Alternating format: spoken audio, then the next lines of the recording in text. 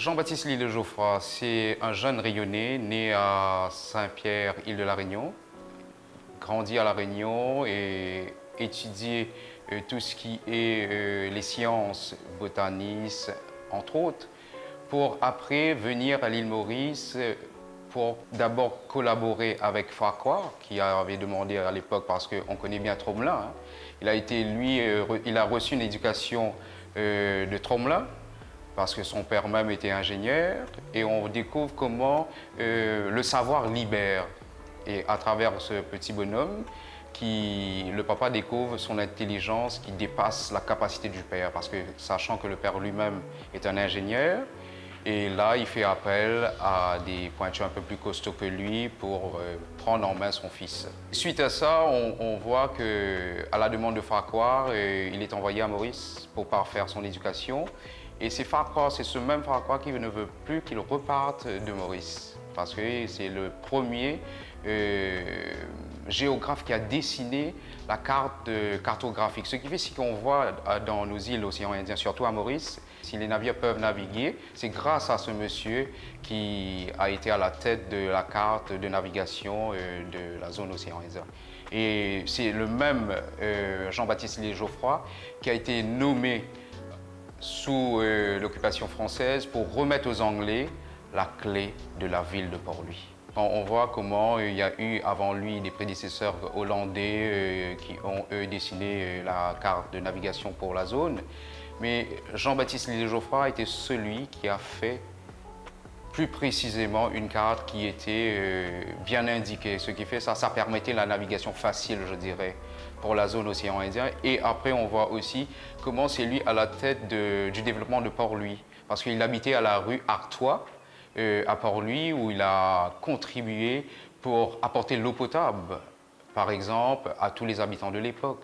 Le 24 décembre 1724, le premier voilier accoste l'île de France, hein, parce qu'une chose aussi que je tiens à préciser, c'est que la capitale de France dans l'océan Indien était l'île Maurice, parce que c'était l'île de France, même pas Bourbon. Le 24 décembre, il y a un voilier qui accoste l'île de France de l'époque, à son bord les Rayonnais, qui peuplent Maurice en 1721. Quand on voit l'histoire, on comprend que les personnages qu'on a mis en avant de l'époque étaient toujours la Boulonnais, Pierre Poivre, on parle toujours Paul et Virginie, on parle toujours des personnages blancs.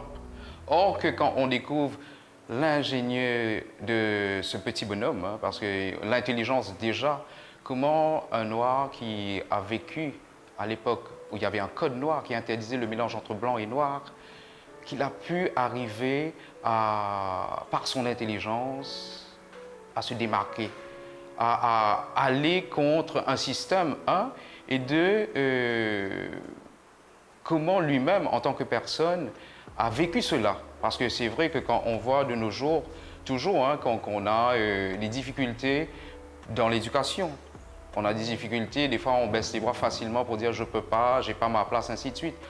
Je pense qu'on peut s'inspirer de ce monsieur. De ce monsieur, pourquoi? Parce que il a bravé tout ce côté, qui est de se limiter à sa couleur pour rester dans un code qu'on enferme souvent bien des gens dans des préjugés, tout simplement.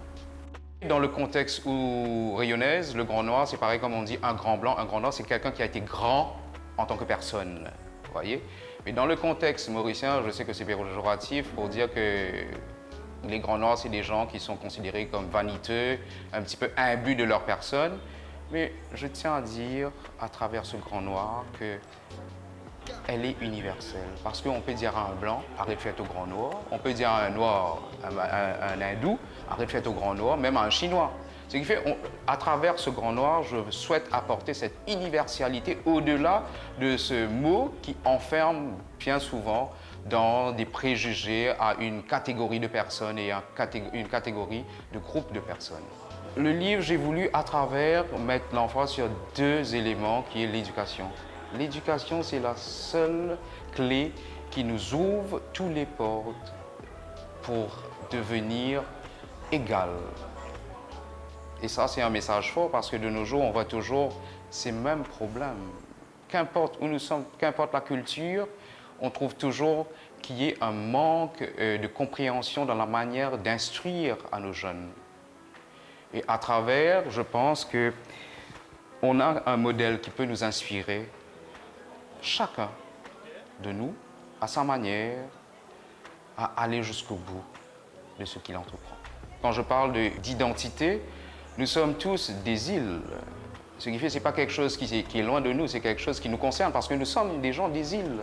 Et je dirais, par rapport à ce personnage, chacun peut trouver une part où il peut s'identifier, qui peut aussi être le moteur de ce qu'il souhaite devenir. Le message que je souhaite partager, c'est que laissons-nous inspirer par ce métis, le premier métis de la zone connue, pour aller jusqu'au bout de ce que nous sommes nous-mêmes. Sur le point de sa contribution à l'Académie, parce qu'il a été le premier métis qui est rentré à l'Académie Sciences de Paris, je souhaite préciser que, comme on voit comment c'était éloigné de l'époque, quand quelqu'un d'ailleurs qui se joigne à une académie française, c'est quand même un honneur, ça ne s'est pas donné. C'est comme si un jeune Mauricien qui, après son HSI, a une bourse.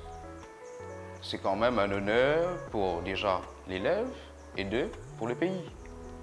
Et quand on voit comment l'île de France de l'époque était éloignée de Paris, mais reconnue par l'intelligence d'un monsieur qui est natif de ces îles, c'est quand même beau tout ça. Vous voyez?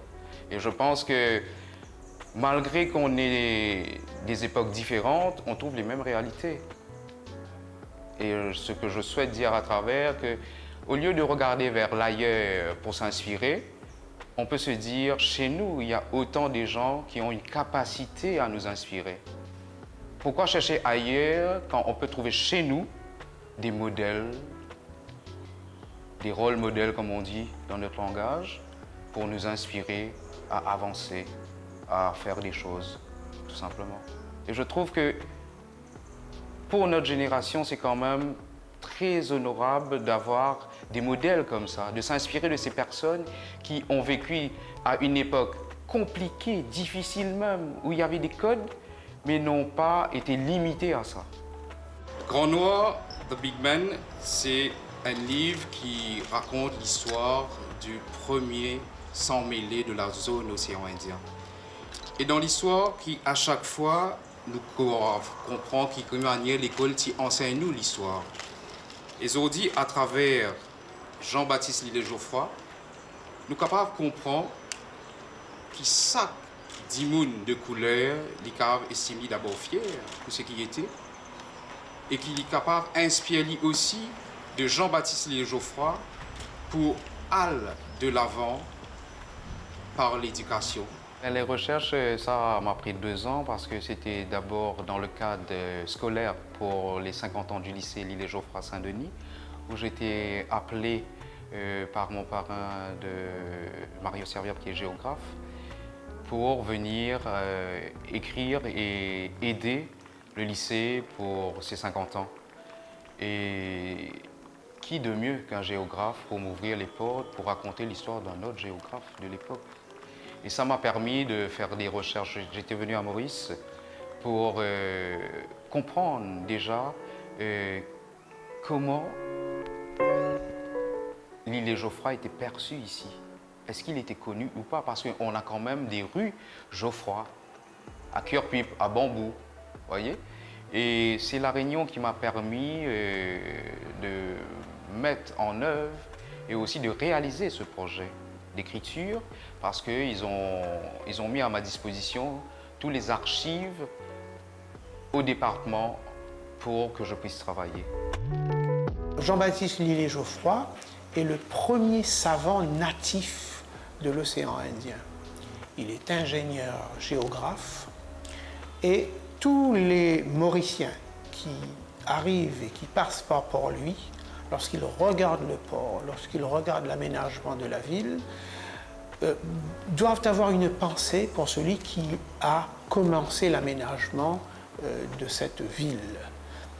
Tous ceux qui utilisent la cartographie des îles de l'océan Indien, Madagascar, Seychelles, Maurice, Réunion, le premier cartographe moderne, celui qui a rédigé, dessiné cette cartographie pour permettre aux bateaux de venir, c'est Jean-Baptiste Lillier-Geoffroy. Celui qui a expliqué la formation des cyclones et permettre la prévision de ces catastrophes doivent avoir une pensée pour Jean-Baptiste Lillier-Geoffroy.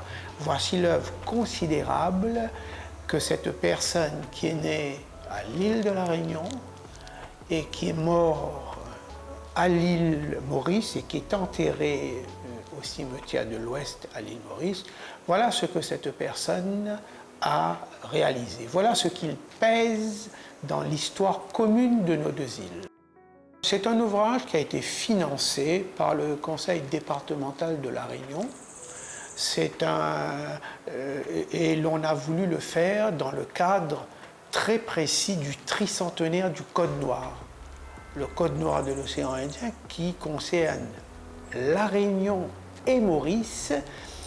Le Code Noir a été mis en œuvre en 1724, donc il y a 300 ans en 2024, le Code Noir qui établit l'esclavage à l'île de France, à Maurice donc, et à l'île Bourbon.